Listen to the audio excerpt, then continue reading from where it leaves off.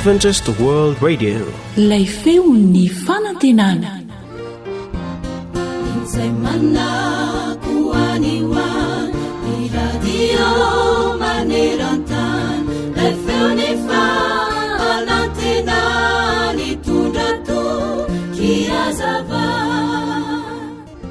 Nisy gazety resam-pirenena iray nitatitra izao tontara izao. Mikasika ny ankizilahy kely 12 taona iray namonjy ny ain'ny rahalahiny tamin'ny fitondrana azy tamin'ny fiara nakany amin'ny hopitaly.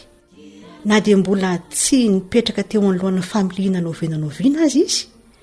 Ity tanora kely ity zany dia tsotra ny valiteny manao hoe izay hitako nataon'ny raiko ihany no nataoko.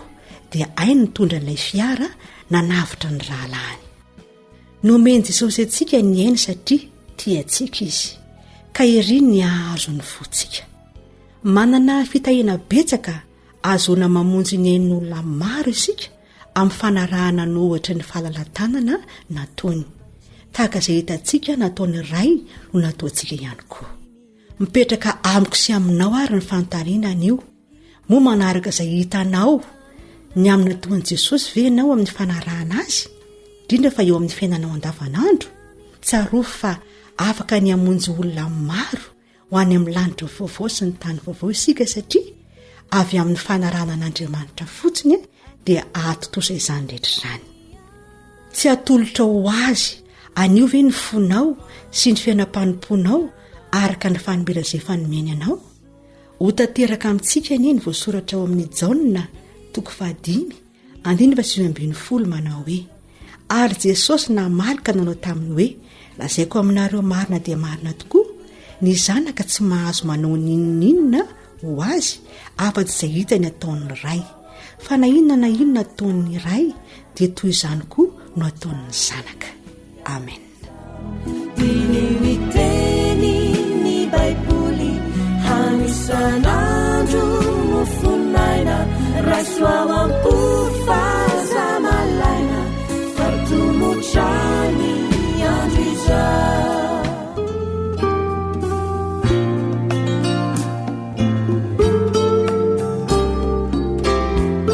Fahaiza miaina mampirindra ny fiarahamonina.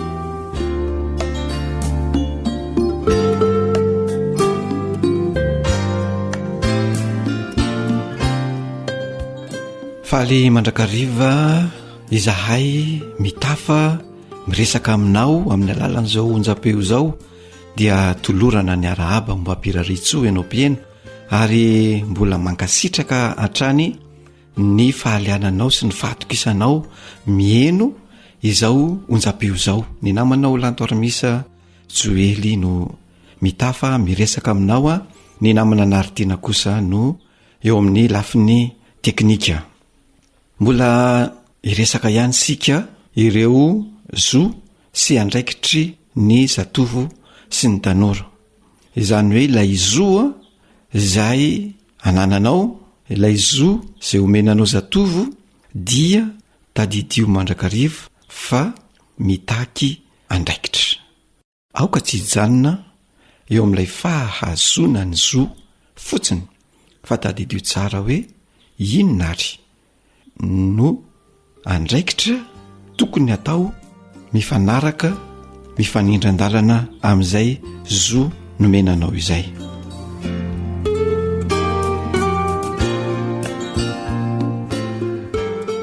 Ny oresantsika amin'ity anio ity dia hoe manana zo ianao, manana izay rehetra mifaningotra amin'ny fiainanao. Dia tsino izany fa ny sakafo, ny fitsaboana, ny fitafiana, ny fahadiovana, ny trano itoerana na trano fonenana. Zonao ny anana izany satria mifaningotra amin'ny fiainanao izany. Mifaningotra amin'ny fiainanao ny sakafo satria raha ohatra ka tsy omena sakafo ianao dia mety hiteraka tsy fahasalamana ary mety hiteraka hatramin'ny fahafatesana. Dia zonao zany ny misakafo ara-dalàna. Ny tsy fanomezan'ny ray aman-dreny an'izany sakafo izany de tafiditra ao anatin'le tsy firayana dia manjary ho fahadosoana ka mitarika tsy fanarahan-dalàna ka faiziny lalàna manakery. Arak'izany de zo ny mahazo izay sakafo izay. Zonao ihany koa ny mahazo fitsaboana indrindraindrindra. Raha marary de zonao ny hotsaboana. Fa rehefa tsy voatsabo ianao dia mety hitarika hatramin'ny fahafatesana dia lasa famonon'olona ny tsy fitondrana olona anankiray any amin'ny toeram-pitsaboana. Zonao ny anana fitafy. Zonao ny ahazo fahadiovana sy fanadiovana trano itoerana. Reo rehetra rehetra reo zany dia mitaky andraikitra avy aminao. Rehefa omenanao ny sakafo izay zonao, inona kosa ny andraikitra mifanindran-dalana amin'izay. Ohatra, raha omena sakafo ianao dia andraikitra ao kosa ny manadio ny fitaovana fihinanana, mialoha ary aoriana ny ampiasana izany fitaovana izany dia andraikitra ao ny manadio izany. Marina fa zonao ihany koa ny tsaboina kanefa mba tsy hankarary ianao de inona ny fitandremana tokony ho ataonao mba tsy hatongavana amin'izay tsy fahasalamana izay. Misy andraikitra tokony ho tandremanao dia jerena hoe eo amin'ny lafin'ny fihinanana ve, eo amin'ny lafin'ny fitondran-tena ve, eo lafin'ny fiakanjo ve no tsy tokony amparary dia efa soroana de miloa izany tsy fahasalamana izany.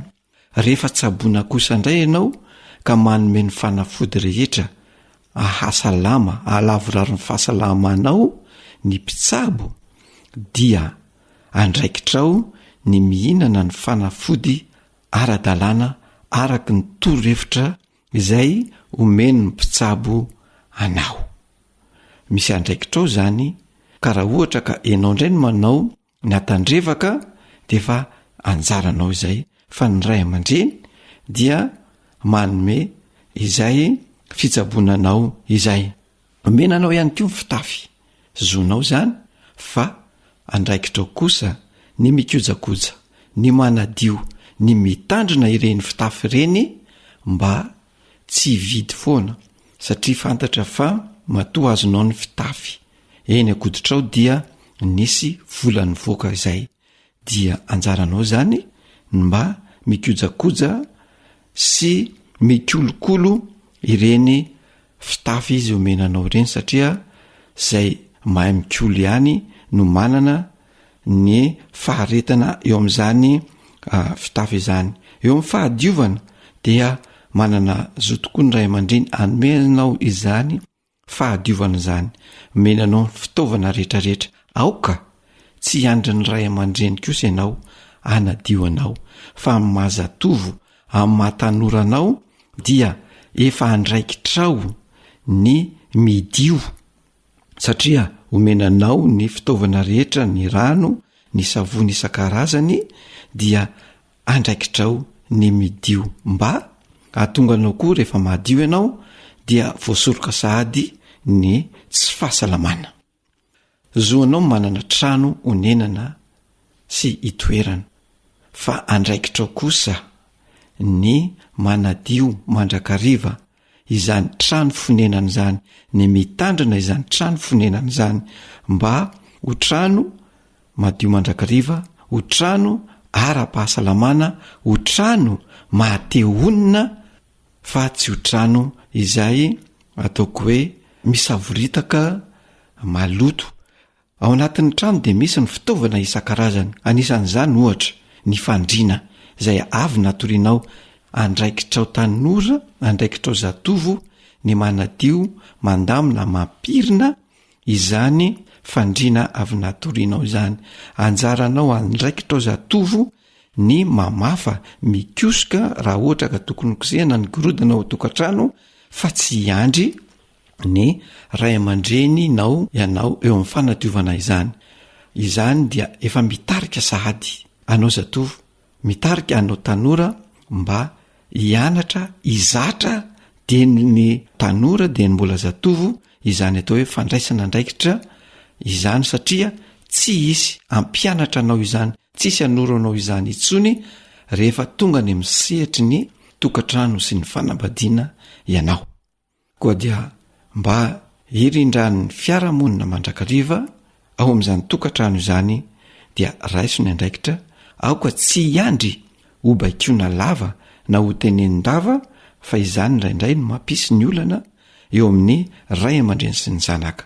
Ka dia atsipy ny tady atandriky ny omby, atsipy ny teny apony mahalala, anjaranao ny mandray ny andraikitra tandrifinao dia hirindra ny fiarahamonina ao tokantranonao.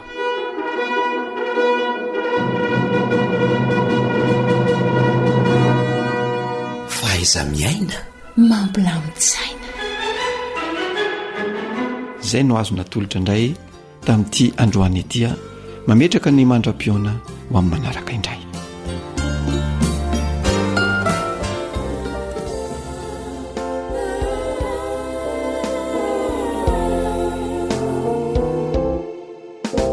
Misera nadaholo ny toantany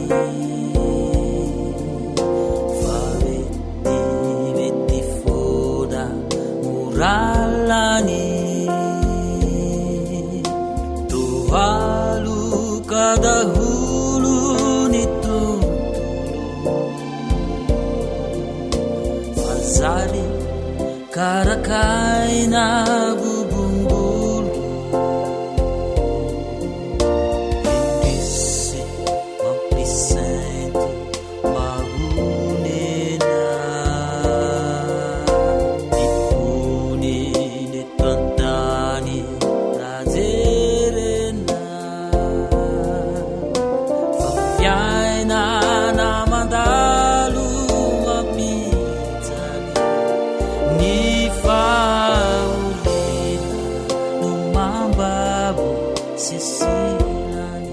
zay lay onjany fanantinana. Misera nadaholo eto antany fa vety foana moralany toalo kadaholo ny tontolo fazary karakaina bobongolo indrisy mampisanto maonena epony neto antany rajerena fa fiaina na mandalo mampijaly ny faorina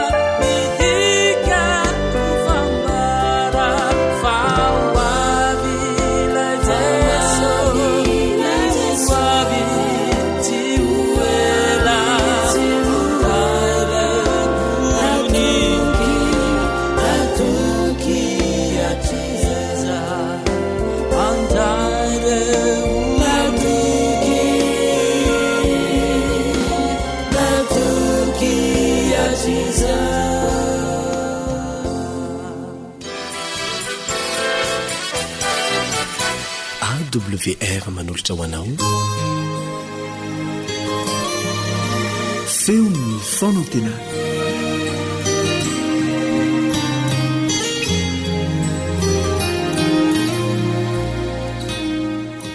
ry mpiainy namana ampifaliana mandrakariva no hiaonana aminao indray ao anatin'izao fandaharana izao dia ny fandarina mitondra ny lohateny hoe manana an' Jesosy isan'andro. Sambatra isika manana azy, iankinana, ilazana ny manjoantsika, tiantsika amin'ny fitiavana tsy mety levona sy marina mandrakizay. Fa tsy vitan'izay ihany fa manana azy isika, mahita ny momba antsika rehetra. Ny namanao Stefan Razafiany no miaraka aminao ao anatin'izany fandaharana izany.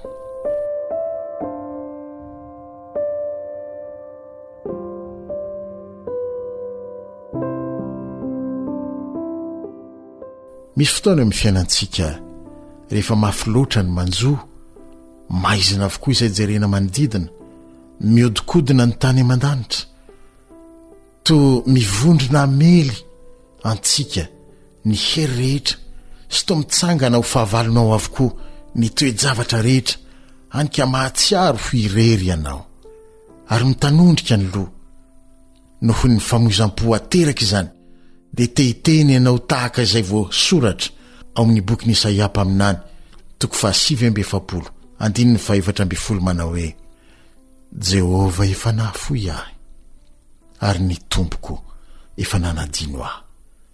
Fa be loatra ngamba ho ianao ny raha tsy vitako na tsy nahafapo azy ny fiainako. Eritreritra mety tonga ho an-tsaina daholo izany. Hoy Jesosy amin'ireo rehetra izay azo ny fakapanahy hiteny toy izany ao amin'ny Isaia 5:7 manao hoe nahoana no miteny ianao ary milaza hoe miafina tsy hitan'i Jehova ny lalako ary mierina tsy hitan'Andriamanitro ny rariny tokony ho ahy. Toy izao ny fanasana alefany ho anao eo amin'ny 9:20 asandrato ny masonao ka mijere iza no nahary ireny.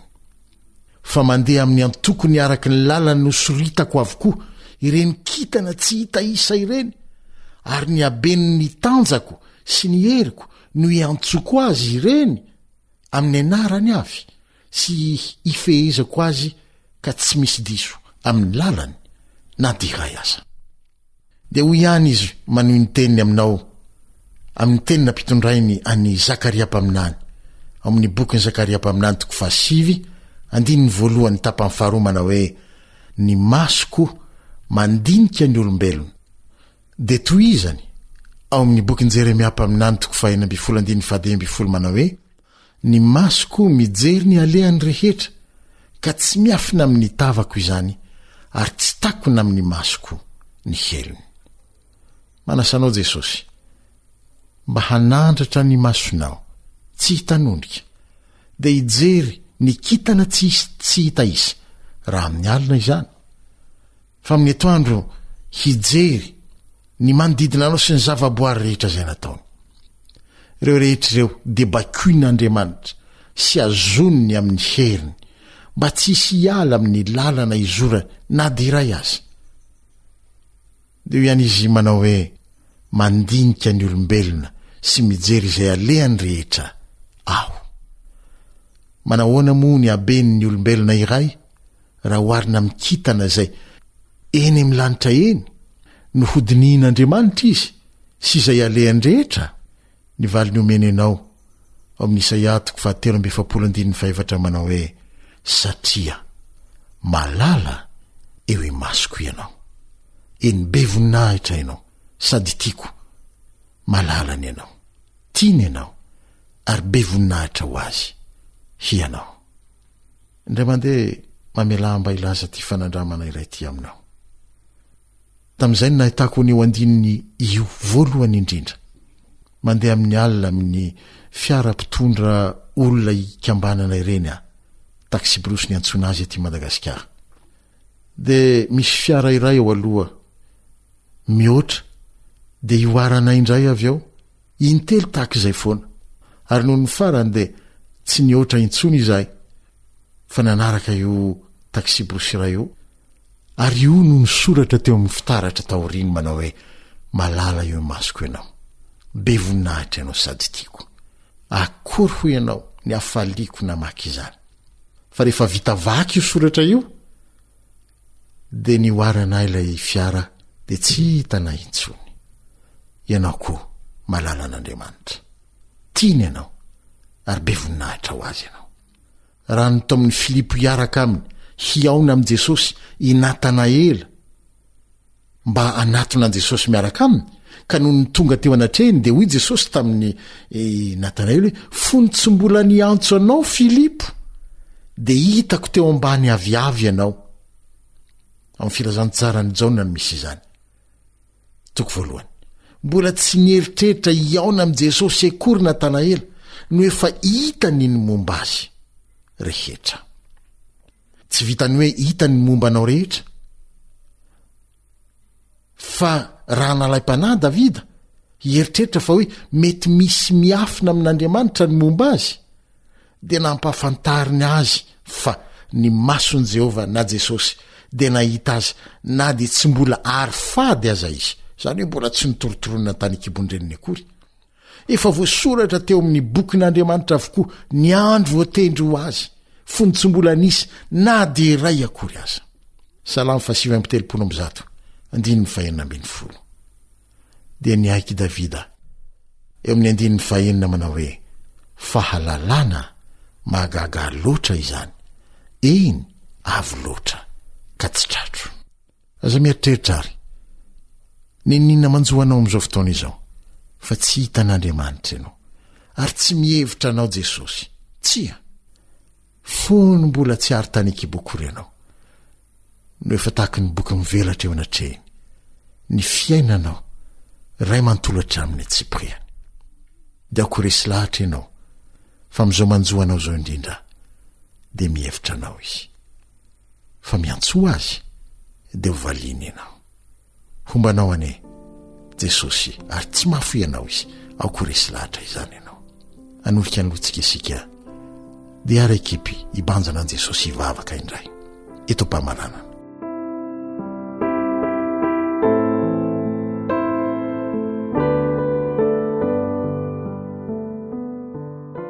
Jesosy malalo dia hiteny tahaka ny Davida fa izay manao hoe avo loatra ny fahendrenao ka tsy tratry ny sainay fa hay diso ny fiaveranay fa miafina aminao ny manjoanay eo anilanay mandrakariva ianao mijery anay ianao na dia avy sy manerinerina aza no misy ianao dia mandinika ny momba anay ianao ary mihevitra anay ianao misaotra Jesosy fa manana anao izay manana anao miahy anay hatramin'ny Tsipriny madinika indrindra eo amin'ny fiainanay misaotra fa mahatoky izahay fa tsy mandao anay ianao saorana mandrakizay ny anaranao amen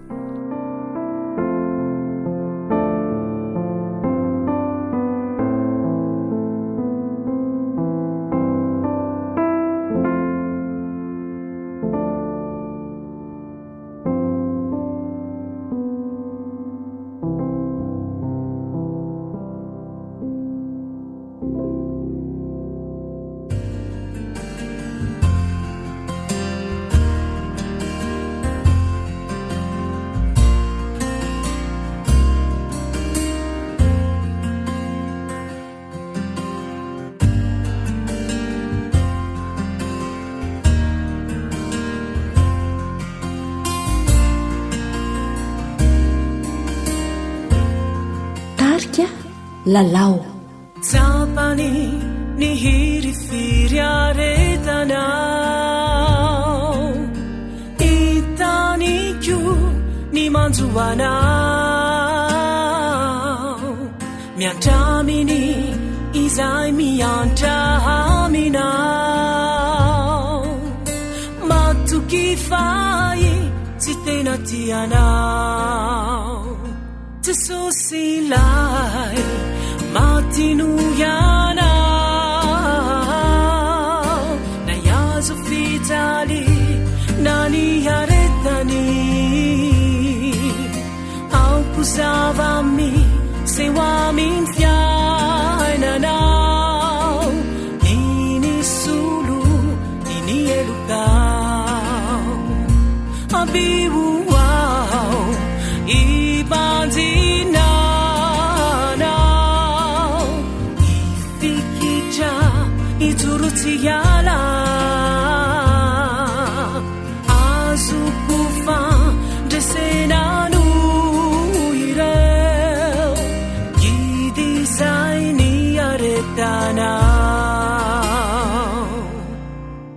awr téléphone 033 37 16 13 034 06 797 62 ny fahorina izay mandalo amin'ny fiainanao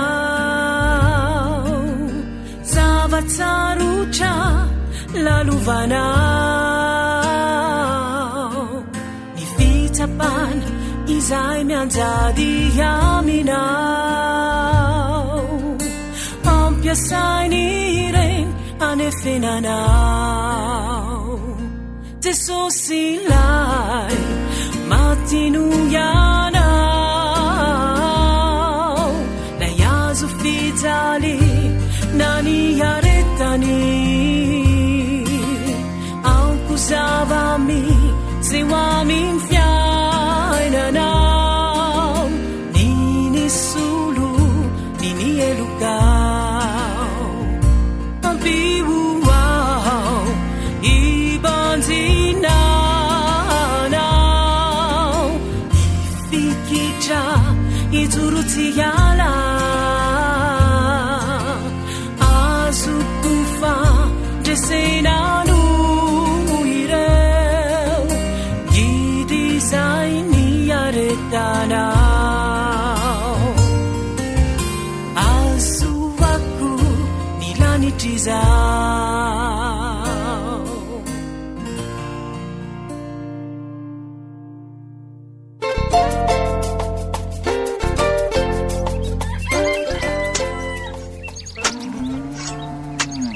asa sy tontolo hiainana voakolo antoky ny fahavelomana re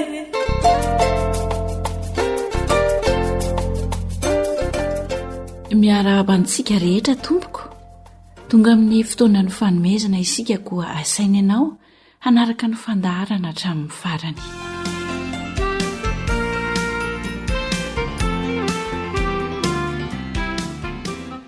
fiompiana akoho gasy no atsaraina ny tanjona dia vokatra tsara sy mitombo ho an'ny mpikarakara rehefa voafidy ny toerana izay anaovana ny tranon'akoho no atsaraina izy na vao nanorina trano mihitsy ianao dia voafefy ny tranon'akoho inona indray ary ny fepetra tokony atao manaraka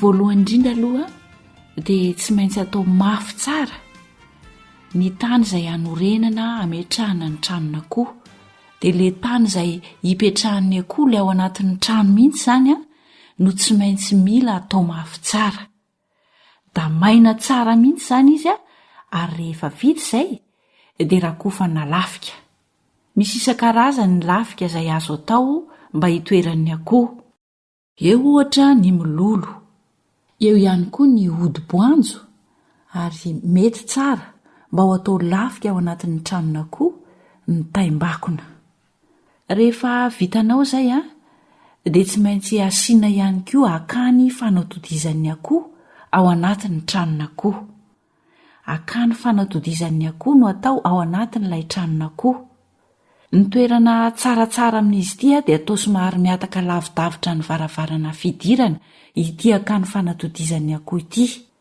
rehefa manamboatra ny akany fanatodizana isika dia aza atao mifanehitra amin'ny masoandro ny tara-pahazavan'ny masoandro izany ny akany ary tokony efa eritreritra akany anankiray izany ianao ho an'ny akoho lehibe izay miisa 3 arakaraka ny isan'ny akohonao izany no ataonao isan'ny akany fanatodizan'ny akoho fa ny ara-dalàna akany anankiray ho an'ny akoho lehibe izay miisa 3 azo ovaovana tsara ny bika sy ny toerana izay ametrahana ny tranon'akoho fa saingy kosa misy refiny izay tsara arahana ka ny refin'ny akany izay anatodizan'ny akoho izany dia tokony ho 30 santimetatra ny alavany 30 santimetatra ny sakany dia atao 30 santimetatra ny alaliny ary atao 15 santimetatra ny fisokafan'ilay toerana izay hidiran'ny akoho izany averina indray ny refo tokony anaovany any akany fanatodizan'ny akoho. 30 santimetatra natao alavany a, 30 santimetatra ny sakany, 40 santimetatra ny alaliny, ary asiana fisokafany zany 5 santimetatra ao zany mba hidiran'le akoho. Rehefa vita ny akany a, dia rakofana lafika iny akany fanatodizana iny. Lafika arak'le efa nitany saina teo zany izay misy eo an-toerana, na mololo na odi-boanjo na taimbako na mety avokoa. Rehefa vitantsika izay a, dia tokony efa hiomana ihany koa isika ny amin'ireo tavy na baka ho isika na karazana kesika, mba asiana ny karazana sakafo na ihany koa fisotroana rano, na ihany koa asiana ny vovom-panafody izay atao anatin'ny tranon'akoho. Dia ho jerentsika voalohany zany aloha ilay baka na ilay kesika izay asiana ny vovom-panafody.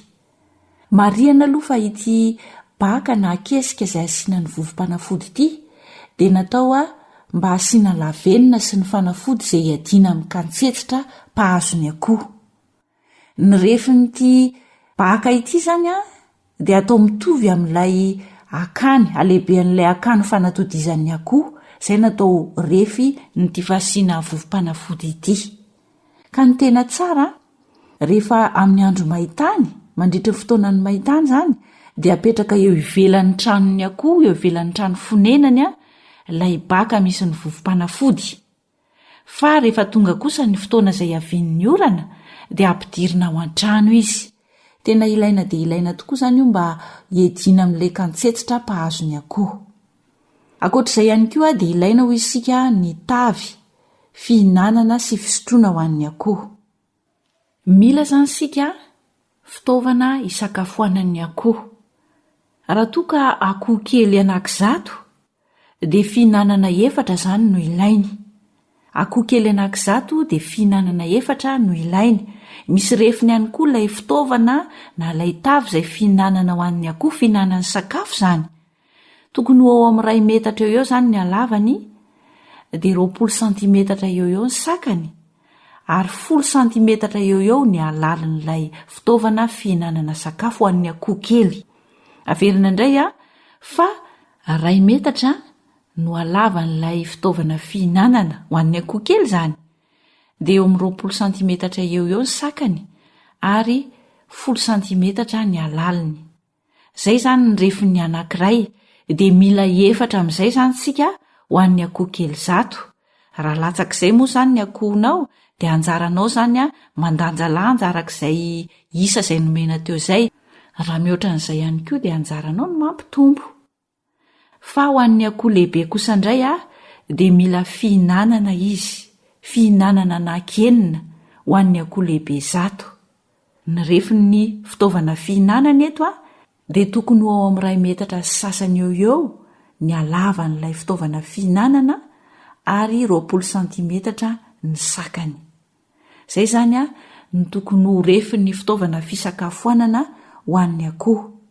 Fa raha ny tavy na ny fitaovana izay fisotroana rano kosa indray no resahana, dia tsara atao boribory io fitaovana io. Boribory zany ny endriny. Sahala amin'ireny vilia baolina ireny zany, boribory ny endriny. Ny akora ampiasaina moa zany dia arakarak'izay misy eo an-toerana, dia efa mety avokoa fa tsy mila maka lavitra isika. Ity tavy na fitaovana fisotroana rano ho an'ny akoho ity kosa indray dia tsaratsara kokoa izy raha atao any ivelan'ny tranonao akoho, any zany izy no apetraka.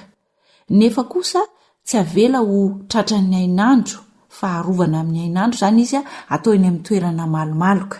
Ka ovana isanandro na indroa isanandro ny rano ao anatin'io fitaovana izay fisotroana rano ho an'ny akoho izay zany.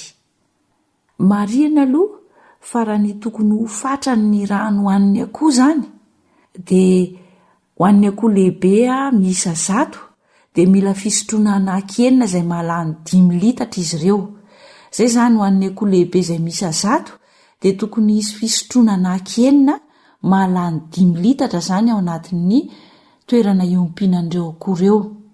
Raha ho an'ny zanak'akoho vao fo kosa indray ka hatramin'ny 4 herinandro, dia tokony manana fisotroana anankiroa izy ireo izay mahalany rano 2 litatra. Anankiroa amin'izay izany no ilaina ho an'ny zanak'akoho vao fohy ka hatramin'ny 4 herinandro miisa 100. Rehefa vitantsika avokoa izany ireo fitaovana ireo dia mila ihany koa isika toerana izay natao fiteriteronan'ny akoho.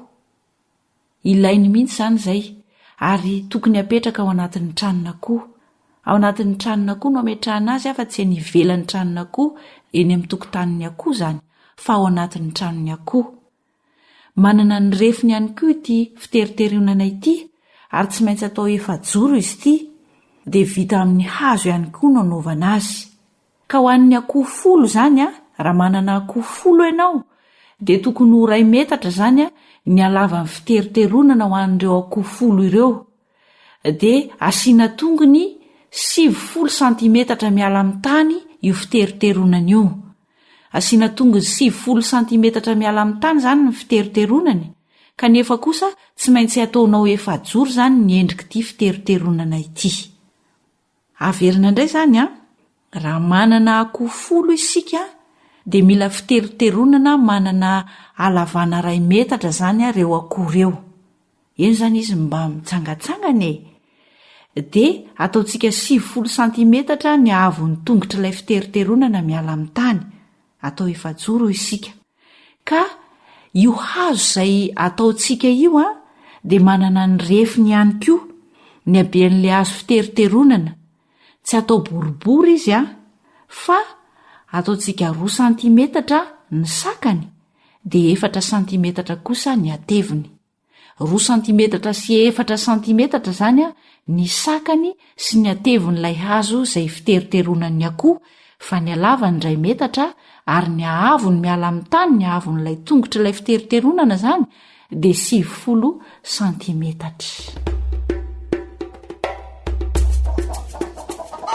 Ry mpianakavy, atsarao ny fiompiana gogasy hampitombo ny vokatra azo. Atsarao ny fiompiana gogasy anatsarana ny fidiram-bolanao. Atsarao ny fiompiana gogasy hampitombo ny sakafon'ny ankonanao. Misy fanamariana kely tianay lazaina dia hampamaraparanana n'ity fandaharana ity. Raha ohatra isika ka miompy akoho izany vao fohy ka hatramin'ny 4 herinandro dia tsaratsara kokoa ao anatin'ny trano izay ametrahana an'ireo akoho ireo asiana lamba tsy lena 5 metatra toradroa, satria izay moa izany ny haben'ny velarana izay ho an'ny akoho miisa 100 ho an'ny akoho kely vao fohy ka hatramin'ny 4 herinandro.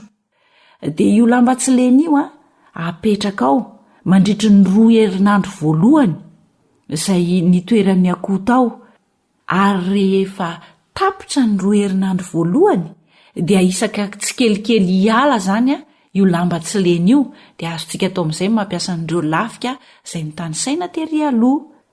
Izay izany ny fanamariana kely tiana iambara mikasika n'ilay toerana izay ametrahana ny akoho kely vao fohy ka hatramin'ny 9 bolana.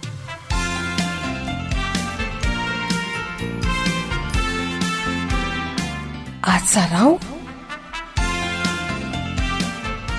tantara nosoratan'ny fanjaniaina andrenesana ao anary fanja ary zoanitra.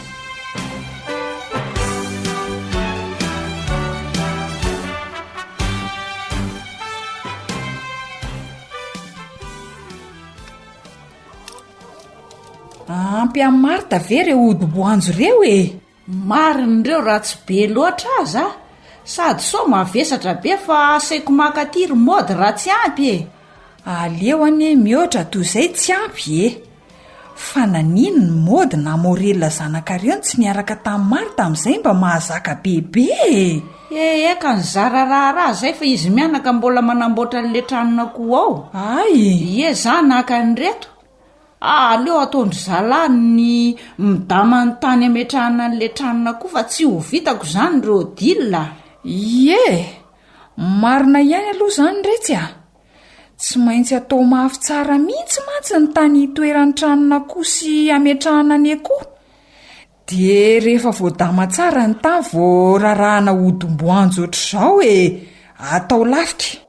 ka raha tsy misy ny odi-boanjo dia asolona mololo moa na taimbako na zay mihitsy mety tsara anaovana lafiky ny ao amin'ny tranon'akoho daholo zany fa arakaraka ny habean'ny tranon'akoho fotsiny ny habetsaky ny lafika atao dia hitako mihitsy tokoa aky ireo dilina ny elanelana sy mahasamy hafa n'le fiompiana akoho gasy tamin'izao sy izy efa hatsaraina raha mbola voan'ny tranon'akoho fotsiny aza ny jerena. Zany mihitsy ikia satria arakaraka ny habean'ny tranon'akoho no anaovana anisan'ny akoho ao anatiny dia arakarak'izay ihany koa ny taonan'ny akoho. Tena tadidiko tsara mihitsy ireo dilina satria tena hitako hoe zava-dehibe mihitsy. Ohatra zao hoe mila manana velarana 10 metatra toradroa zao ny akoho 100 isa 5 ka hatramin'ny 7 herinandro. Fa raha ohatra kosa indray akoho voafohy ka hatramin'ny 4 herinandro le akoho zany dia tena ampy tsara ho an'ny akoho 100 isa zany amin'ireo taonan'ireo ny velarana 10 metatra toradroa ihany. Ary tena tadidiny marita tsara mihitsy tokoa anie zany rehefa ny tranon'akoho no hatsarainy zany. Dre fa ngambola vita ranona. Raha vao mahatratra 5 herinandro kosa ny akoho dia atao 15 ka hatramin'ny 20 metatra toradroa ny velarana sahaza ho an'ny akoho 100 isa.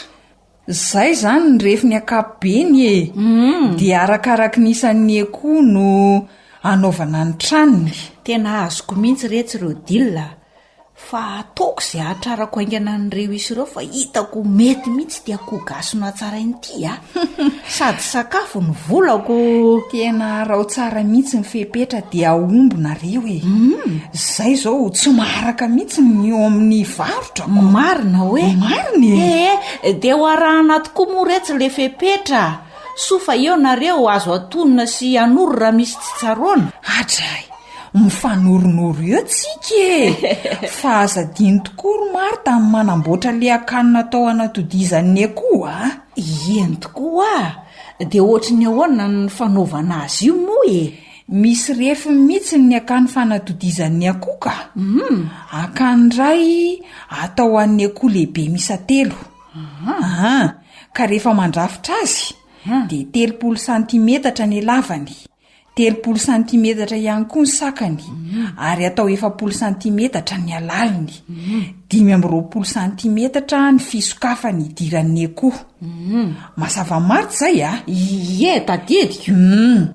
Dia azadiny fa asiana lafika ihany koa ny akany fanatodizan'ny akoho Eno dia hoe arakaraka ny habetsaky ny akoho zany no anamboarana ny akany fanatodizany. Zay mihitsy fa akany ray ho an'ny akoho lehibe 3 dia aiza ho any tokony ametrahana n'io akany io reo dilina.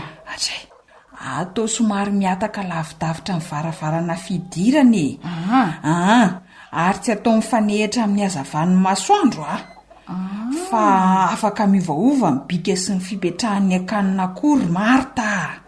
Tena fanatsarana marina izy ity reo dilina. Raha vao miaino azy fotsiny dia efa tsapa fa ho tsara tokoa ny vokatra azo rehefa hatsaraina ny fomba fiompiana ny akoho gasy.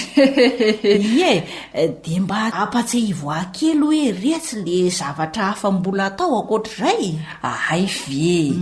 Akoatr'ireo dia mila baka na kesika asiana vovom-panafody fa nga avela eo mandavataona koa zany reo dilina dia hoaraka ve ny anao an'izany ary takitaky ny ahoana koa ny habean'izany retsy tsy mahafady antoko zany ry Marita na reo dia io ka hiatro ihany nefa avy eo ane olany be fa ataovy ihany eny refindry koa ka zao rehefa manao an'io baka na kesika asiana fanafody io ndry dia ataovy mitovy refy amin'ny habean'ilay akany fanatodizany ny habean'izy io. Dia io baka io no ametrahana vovom-panafody vovom-panafody atao amin'inona moa retsy io re no asiana ny lavenina sy ny fanafody edina amin'ny katsetsitra dia zao rehefa maitany dia apetraka eo ivelan'ny trano honenan'ny akoho io baka io fa rehefa amin'ny fotoana fiavian'ny orana dia ampidirina ao an-trano io fitoeram-panafody io. Vareko izany ny ilana azy retsy dia mbola misy zavatra hafa koa ve atao amin'ity fanatsarana ny fiompiana kogasy ity? Ilaina ihany koa kiny manamboatra tavy fihinanana sy fisotroana rano ho an'ny akoho. Dia eo ihany koa ny azo fiteroteroana ny akoho. Marina retsy tsy mitovy amin'ny olombelona mihitsy lay izy raha izany no zay le fanatsarany ka tsy aharo tadidiko daholo zany retsy fa aleo rehefa manamboatra zay dia entina ty aloha jerenareo yes, afaka makany aminareo koa nena izana igasy to fa marita koa dia misaotra retsy marine fa aleo aloha andeha ilozako ndriko fa miandro eo zay ry zareo dia mampamangy eo amin'ny ankizy sy ny vadindriko aloha eny tongava ty rehefa tsy ampy ny odi-boanjo eno ay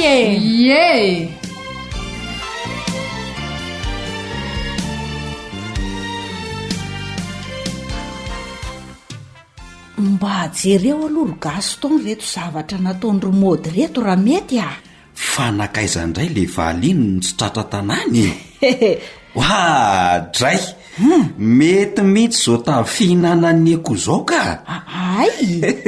ary tavy vita amin'ny hazo izany ka miaina amin'ny zava-misy dia zay akorana fitaovana hita eto amin'ny toerana ihany no anambarana azy kino tena mahay zavatra mihitsy ny zao dahako iny nga izy rery fa mbo niaraka teo zay dia zao eny raha akoho kely zato zany zao no omena sakafo dia mila fihinanana 4 izy ka atao eo amin'ray metatra ny alavan'ilay tavy fihinanana 20 santimetatra ny sakany ary 10 santimetatra ny laliny zay mihitsy le nilazainy Mody hitany gasy rery ambanin'ny lavarangany rery eo no nametrahany azy efa nanamboatra izy ka dia hoe raha akoho lehibe zato kosa dia tokony hoenina isany tavy fihinanany dia 2 metatra sy sasany alavany ary 20 santimetatra ny sakany zay dia zay tokoa ka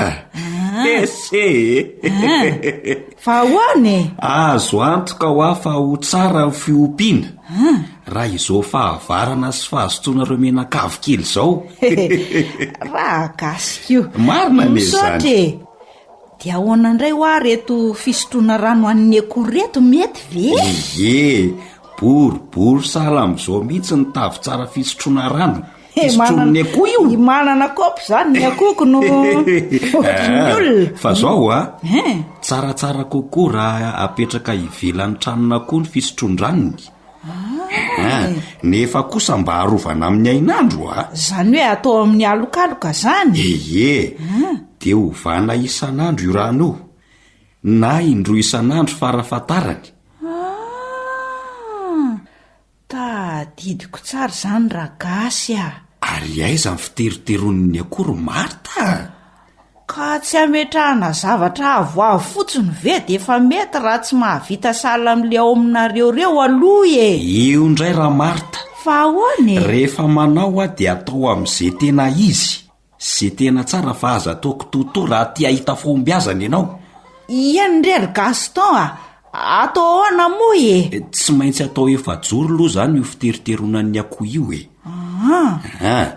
ary atao anatin'ny tranon'akoho ihany koa izy ka ho an'ny akoho 10 isa dia atao 2 metatra ny alavany ary 90 santimetatra ny ahavony zany hoe atao 90 santimetatra miala amin'ny tany zany zay indrindra dia mety foana ve na azo boribory zany na mba asiana endriny sy refiny rery Marta ve atao 2 santimetatra ny sakany ary 4 santimetatra ny ateviny tandremo sao ataoko totondray zay ry Marta eny rehefa azoko tsara ny tianao lazainy ary inony zany fofony zany marina tsy maiodoly zay le rononona mpangotrahako tao apatana tao ry Gaston ka inona indray ny nanana n'le vomanga ao marina antanaingana aloha raha maro tavonjeo zay marina mba idio kely aloha rakasy io tranonako io fa sao de lasa eo indray reo akory eo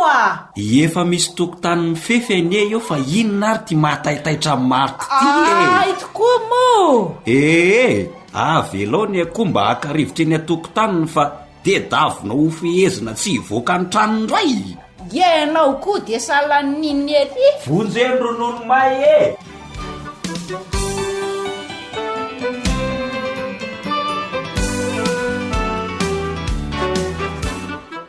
dia antenenay fa nitondra fanazavana ho anao izay torohevitra mahasoa izay naroso teto izay mikasika ny fanatsarana ny fiompiana akoho gasy manentana anao izahay mba hanao fampiarana. Andriamanitra be famindram-po sy be fitahiana manana ampiampy omena antsika rehetra ny hanampy antsika amin'ny asa rehetra izay ataontsika. Hatreto koa ny fandaharana kasika ny asa sy tontolo iainana naroso tamintsika teto niaraka tamin'ny Samy Masinara sana lafin'ny teknika fanjaniaina no nanatotosa ny fandaharana asa sy tontolo iainana tompona andraikitra Elion indray mitanso.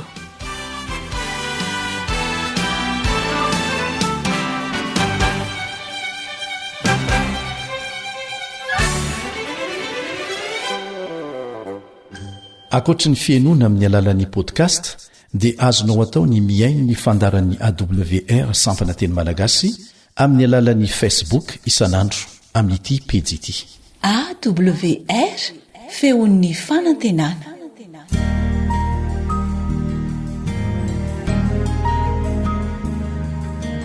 Faneteninao no fahamarinana. Taridalana manokana fianarana baiboly avoaka ny fiangonana advantista maneran-tany. Iarahanao amin'ny feon'ny fanantenana sy ny departementany sekoly sabata.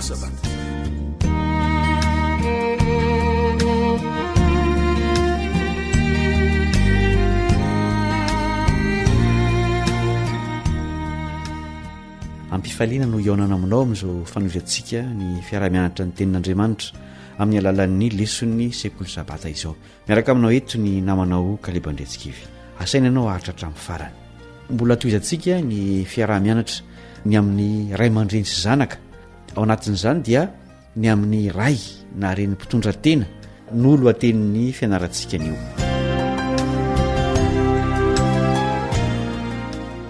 Marobe ny ray sy reny nitaiza irery ny zanany amin'izao fotoana izao izay tsy mba manana vady afaka nampy azy.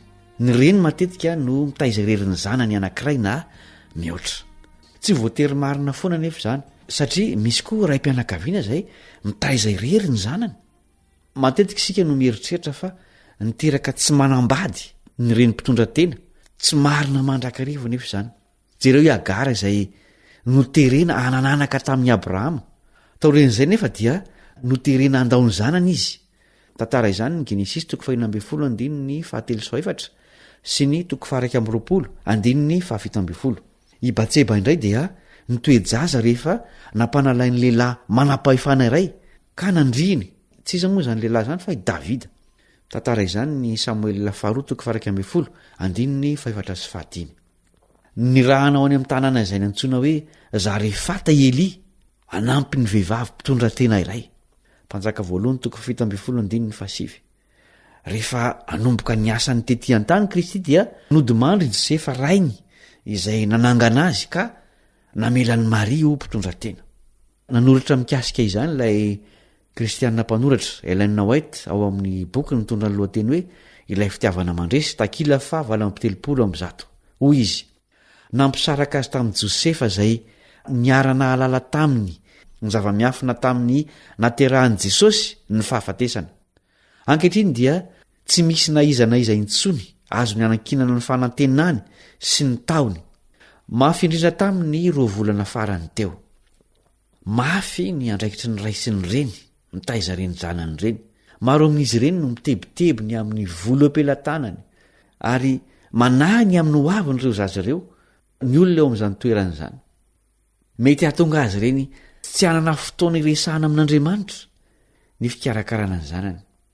Marobe ny ray na reny tsy manambady izay manontany tena raha mbola isy olona ho tia azy ihany. Fijery amin'ny maha olombelona ihany zany fa ilay ray tia antsika ny an-danitra dia mikarakara ny olon-drehetra ary mampanantena ny zany. Andinga maka andininy vitsivitsy sika. Jeremia 1:5-20. Jeremia 1:5-20. Fa ny fanayana ampisotroiko ary ny fanahy miaosa rehetra dia hovokisako. Andininy fa itsika tsara koa ny Mateo 1:20. Mateo 1:20. Ho an'ny sikajiny olona rehetra ity tenin' Jesosy ity. Mankanesa ty amiko ianareo rehetra izay miasa fatratra sy mavesatretana fa izaho no hanome anareo fitsarana. Isaia 17:1. Fa ankehitriny ry Jakôba izao no lazain'i Jehova izay nahary sady namorona anao ry Israely eo. Aza matahotra ianao fa efa nanavitra anao efa niantso ny anaranao ay ianao. Raha mitany rano ianao dia ombanao ary raha mitany ony ianao dia tsy hanavitra anao izy. Raha mandeha mamaky ny afo ianao dia tsy homay ary tsy rehetra aminao ny lelafo. Anjarantsika amin'ny mahafiangonana antsika no manampy ireo ray na reny mpitondra tena. Zao ny soratan'i Jakôba momba ny kamboty sy ny mpitondra tena. Jakôba 1:20. Izao ny fivavahana madio sady tsy misy loto eo anatrehan'Andriamanitra ray ny mamangy ny kamboty sy ny mpitondra tena amin'ny fahoriany sy ny miaro ny tena tsisy pentipentina avy amin'izao tontolo izao. Azontsika mipina amin'ny fomba maro ny ray na reny mpitondra tena. Tsy ara-bola ihany fa azontsika atao ny manome fotoana kely ialany sasatra amin'ny fitondrana ny zanany mivoaka mandritra ny fotoana fohifohy ohatra mba ahafahany manao ny raharaha na makaina mivavaka sy mianatra ny tenin'Andriamanitra. Azontsika atao ny mampianatra ny zanak'izy ireo na koa manampy azy ireo manamboatra izay simba ao an-tranony. Azontsika atao ny ho tonga tanan'Andriamanitra amin'ny fomba marobe mba hanohana sy hanampy ny ray na reny mpitondra tena. Ahian'Andriamanitra amin'ny fomba manokana ny kamboty sy ny mpitondra tena. Mampahery be ny teniny ao amin'ny Salamo 8:5. Manasanao iara-maky an'izany. Salamo 8:5. Ray ny kamboty sy mpanome rary ny mpitondra tena Andriamanitra ao amin'ny fonenany masina.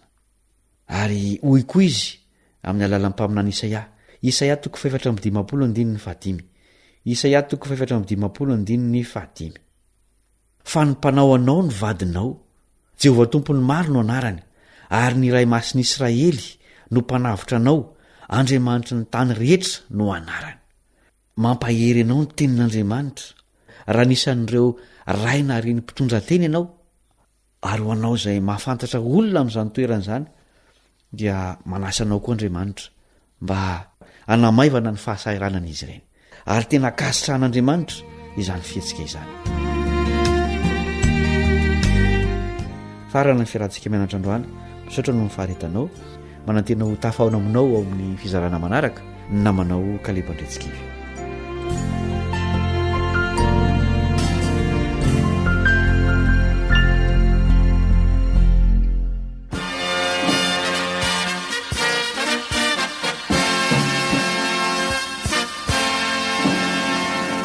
Adventist World Radio, The Voice of Hope. Tapitra treto ny fiarahanao tamin'ny radio feony fanantenana na ny AWR. Azonao atao ny mamerina miaino na maka maimaim-pona ny fandaharana anarahanao teo amin'ny fotoana rehetra ilanao azy. Raisoary ny adresy ahafahanao manao izany: www.awr.org. Mandrapitafindray ary.